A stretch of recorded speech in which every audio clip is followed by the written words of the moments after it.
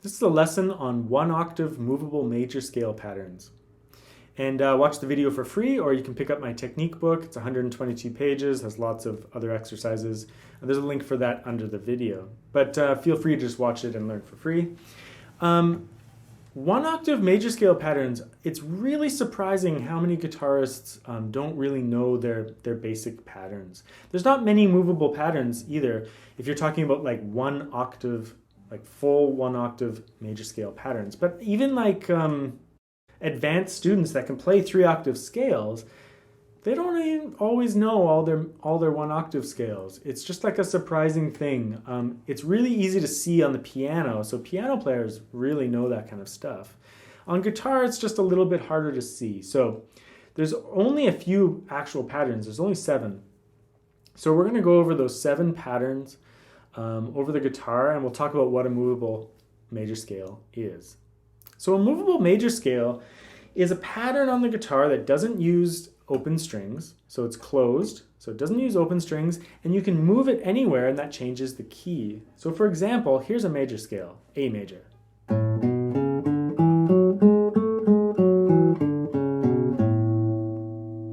You all know major scales, do, re, mi, fa, sol, la, ti, do, if you're using movable do. If I play it there, it's A major because I started on the A there, right? If I start here, it's an A sharp or B flat major scale. If I start another fret up, it's a B major scale. Same finger pattern though, right? If I start down here, it's a G major scale. So movable patterns, whatever note you start on, that's the name of the scale. And you can just move it around. So very, very useful. You learn one pattern and you know 12 scales, right? So let's go over the different ones. Now, I've written them all out in this area of the guitar, 4th position or 5th position of the guitar, just to kind of keep our hand in one area, but just remember that they're movable, that you can move them anywhere. So that was the A major scale. So root on the 6th string, starting with your 2nd finger.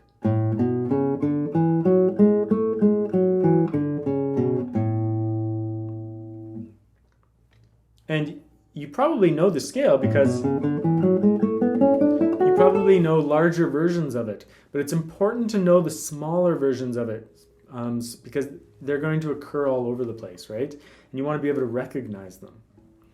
The next one we'll do is root on the 6th string with the 4th finger. So this will be a C major scale, starting on C here. But again, it's movable, so you can start anywhere.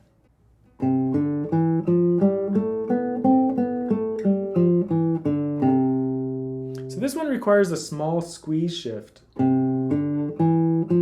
squeeze the 4th finger in so I can extend the 1st finger out. And on the way back down, I squeeze the 1st finger in so I can extend the 4th finger out.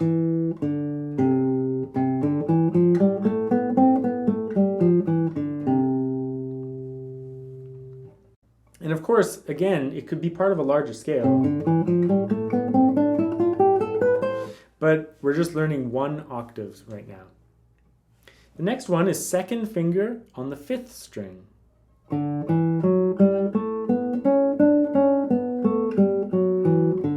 Notice how this is the same finger pattern as the first one we went over. 2, 4, 1, 2, 4, 1, 3, 4. It's the same pattern. It works on that next set of strings. And again, that's D major because I started on D, but if I started on E, it would be an E major. Same finger pattern though. The next one will be 4th finger on the 5th string. So in this case, it'll be F major.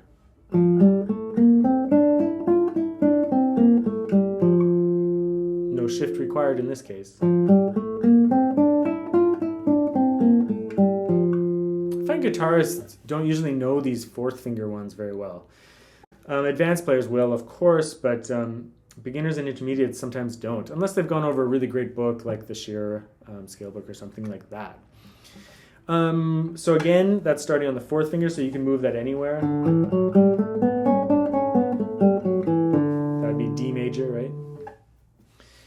The next one is second finger on the fourth string. So in this case, this would be a G major scale.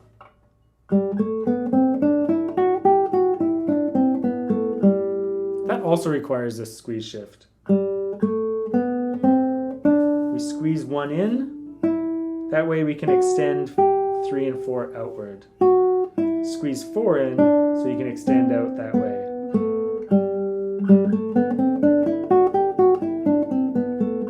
It's really good to practice these just in case you're not 100% clear on your major scale patterns.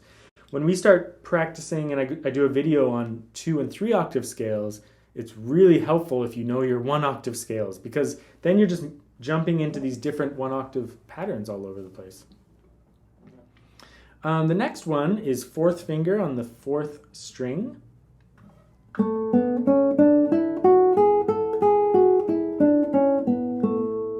So in this case, that's an A major scale.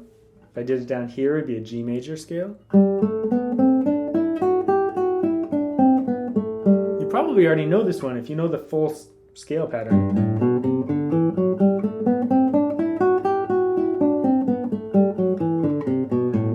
It's just starting from the upper octave.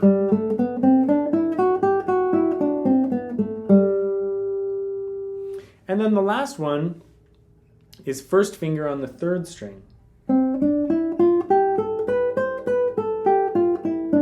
So in this case, it would be a C major scale because we're starting on C. You might know this one from doing a 2 octave C major scale. That upper octave starts there.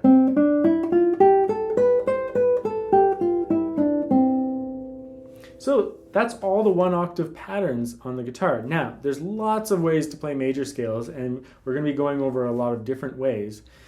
And a full study, for a real full-on study of major scales, that sheer scale supplement book is really, really great. I do recommend it. It's a 279-page book, though, so it goes beyond the scope of my book here. But I wanted to include the 1 octave major scale patterns here so that when we start doing 2 octave patterns, you already have some context. You're like, oh yeah, I'm just linking this one with this one.